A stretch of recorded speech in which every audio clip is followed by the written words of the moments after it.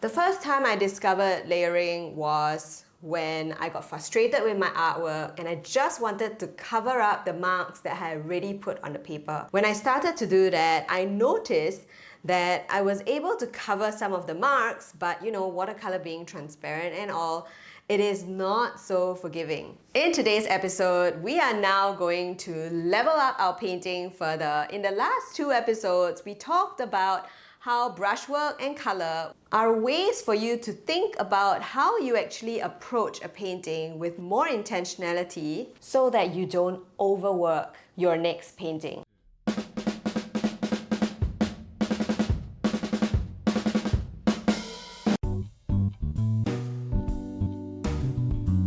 We are going to be working on layers. Now, the thing about layers is it can be tricky. It's also the most common question I get from my members. Every Q&A, I notice that there is always going to be one question related to layering, and I think the anxiety comes from, am I going to ruin this perfectly beautiful layer? And I am here to tell you that layers are not meant to hide your artwork. Nope. We want to only add layers to enhance your artwork. You really want to think about the way in which you want to retain parts of your first layer and how adding layers to your artwork is really about being able to express yourself by creating dimension, contrast, so that your paintings can pop. So if you're ready to paint with me, make sure that you've got your paints ready, because in this third layer, it's gonna be kind of adventure. And I want you to stick around to the last part because I'm gonna be sharing with you the story of how I discovered my method of layering.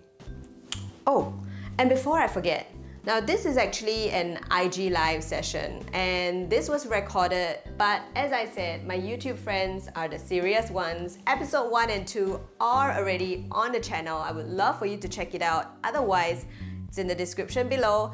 And if you've got any more questions or input on series like this and you really enjoyed it, please let me know so that we can do more of these. We are going to work on layers. Now, the thing about working on layers, especially if you are not familiar with adding layers, here is where I would highly recommend that you use a smaller size brush instead of a large round brush. The reason is really more of how much water these 2 brushes are able to hold. The big brush is going to hold a lot of water, so then the chances are you're going to get a lot of wet splashes, and that's not what you want, especially as the second layer. So I'm just going to change over to my smaller round brush. Now, of course, a medium brush like this is also a good alternative, so it depends on how much area you want to cover in your painting. Now, for layering, what I often like to do is I want to basically grab areas of my flower and make it have a little bit more contrast. When we say contrast, this is an example of contrast where there is dark and light. And this actually allows the viewer to kind of see things in a new perspective. Now here is where I want to add a little bit of layers, and I'm just gonna have fun with it because, I thought that there was nothing here, but now I want to be a little bit cheeky and I'm just going to be adding in a painting of a flower. So you can see that what I've just done is I've created this shape in negative painting. I'm adding in a flower shape here.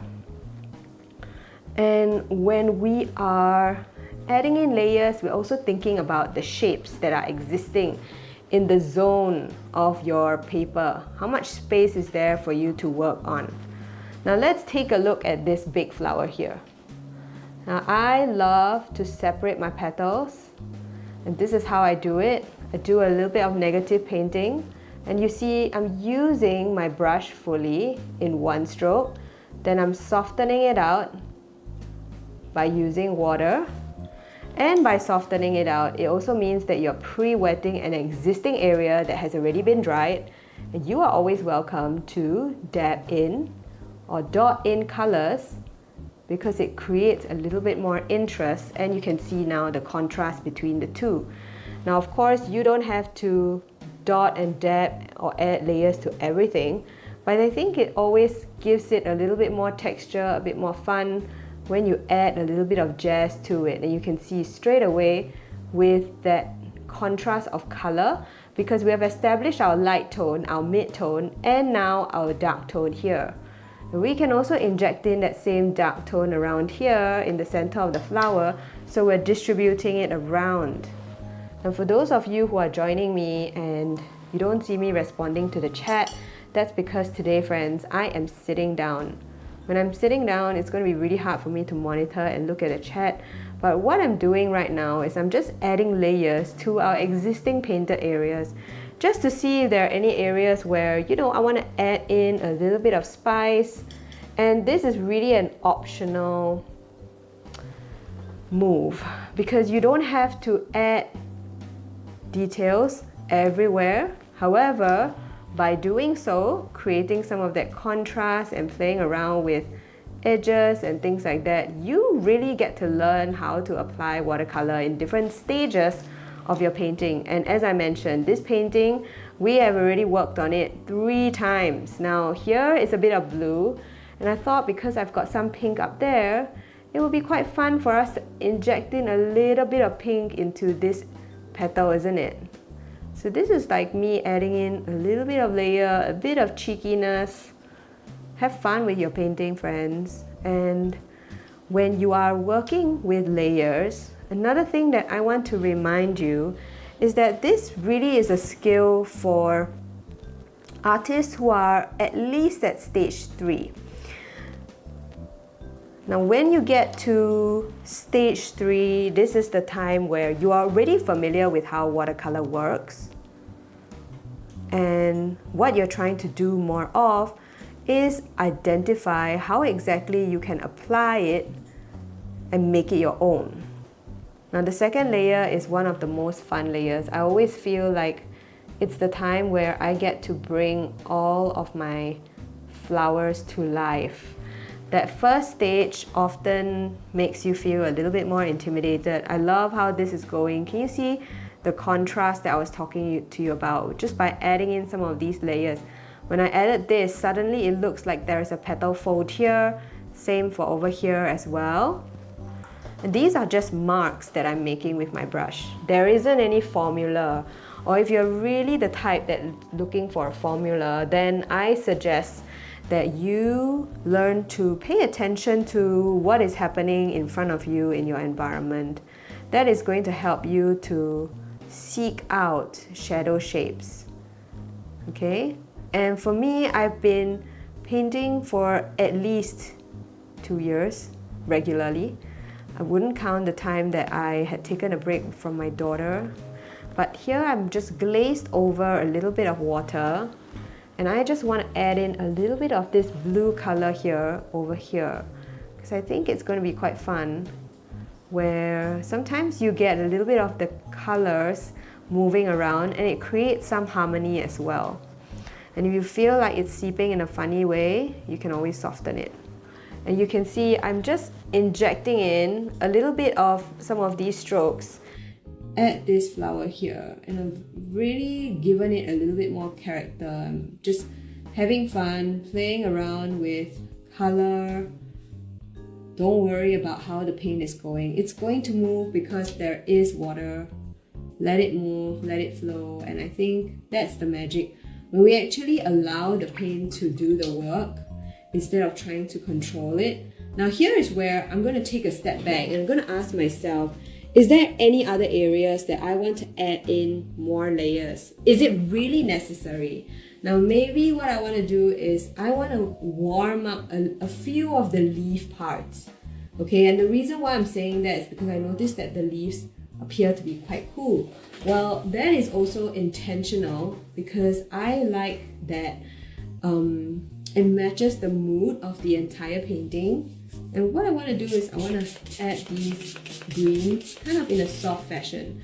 So I've just sprayed down the paints around here, and you're going to see that I'm just going to be adding in some of these greens around here.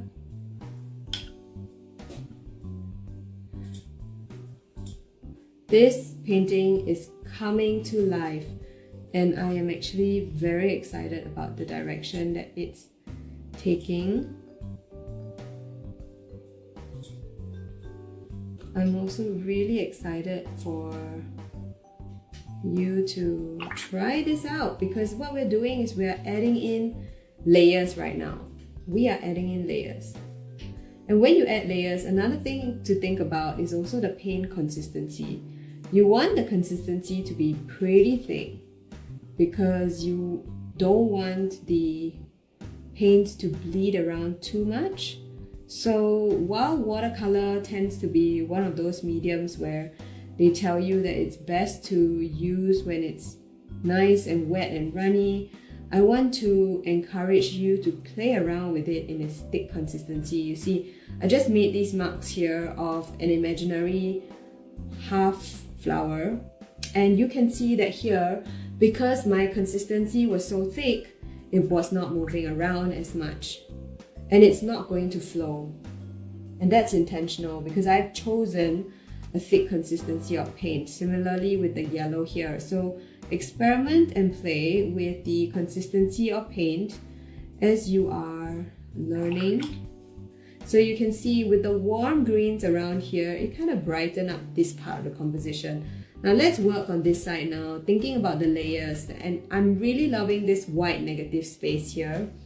And I'm thinking about how am I going to enhance it a little bit more. So this is how I work through my paintings. I actually work in sections and I see which parts I really like, how I can retain it or enhance it. So we're really being very, very systematic with how we move from one section to the next, keeping all of our brush strokes broad.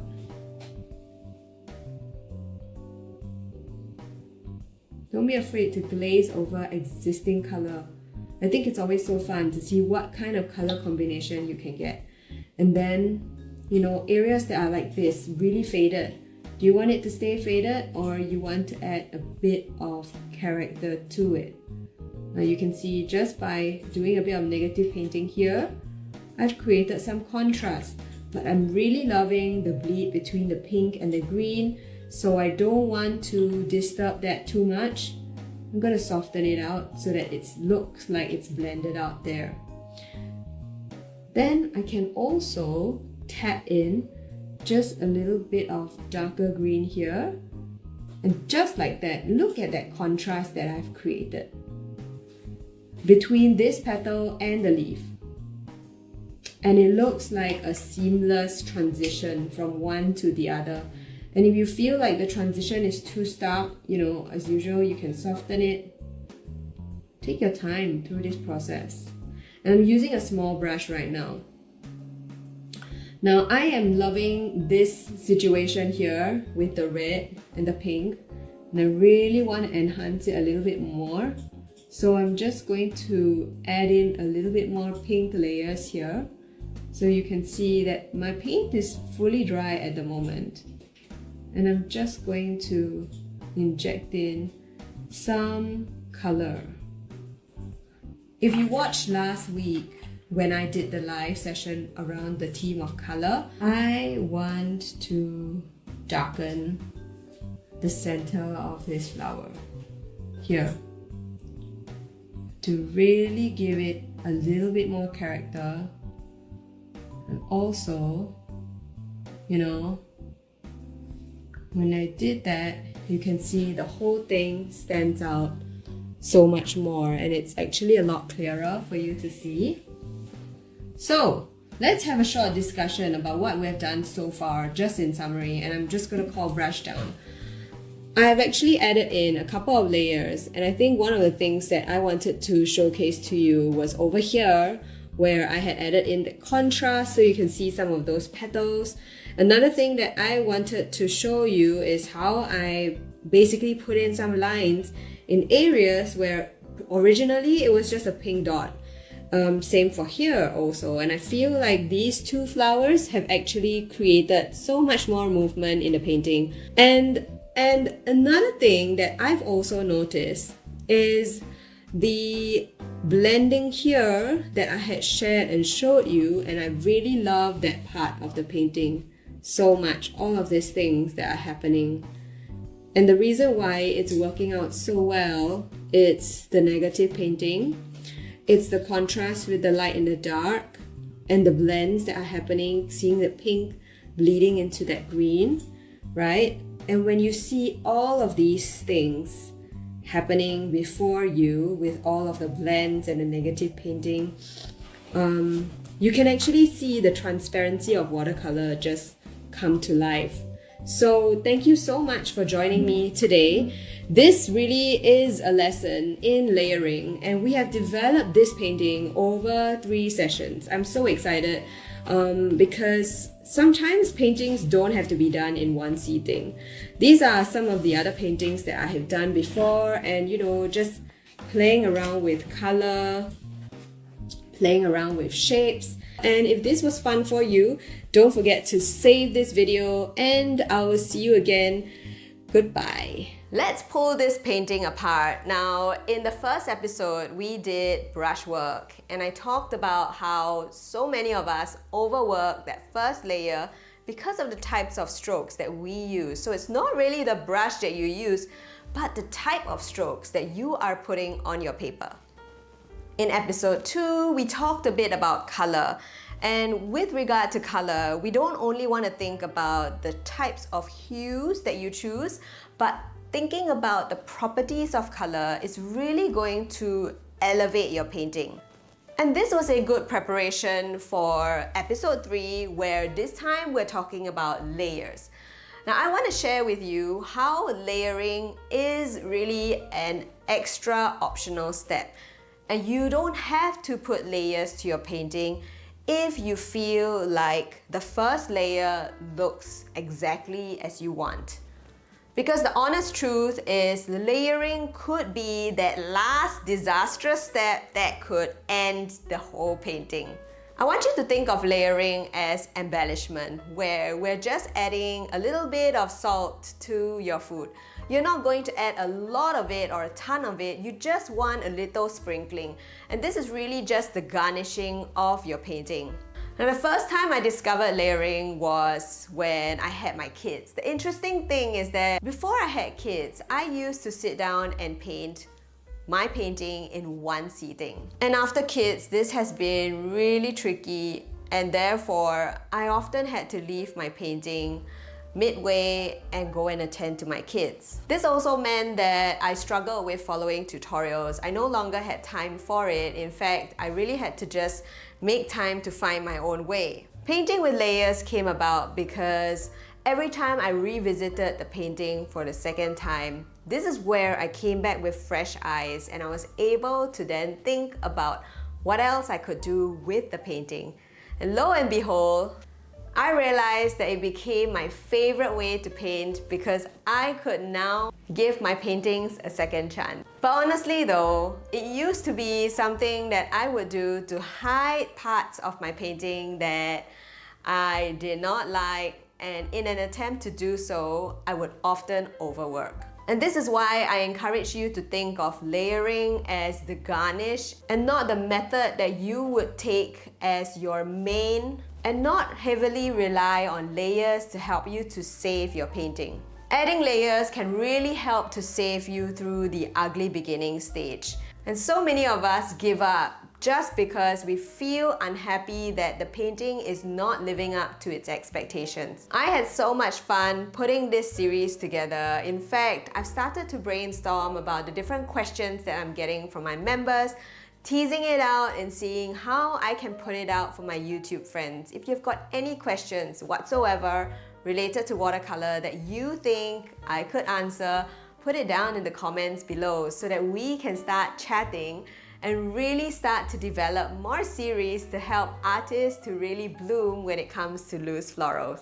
Thank you so much for joining me in this episode, and I can't wait to see and paint with you again next week. The fact that you have made time to sit through all the way to the end means that you really want to learn how exactly to paint loosely without overworking. Now I want you to know that the issue of overworking is also important. If you think about it, overworking is about learning where the line is.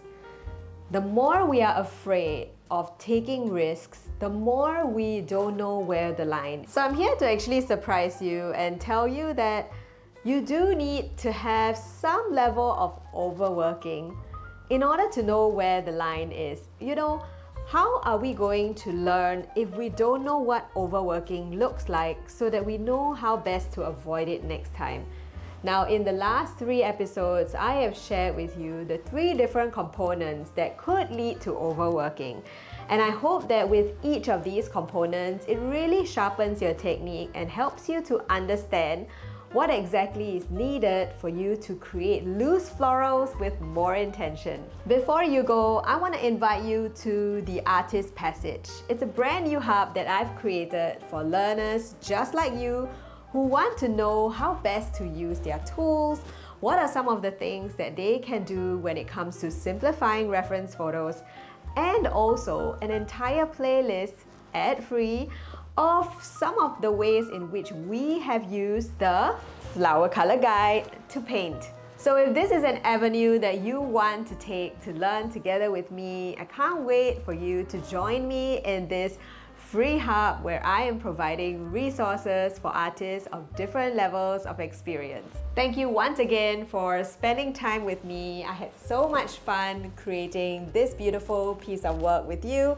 And if you've got any more questions or series that you would like me to do, put that down in the comments below so that I will take the time to break it down for you in another episode so we learn how to paint loose florals your way.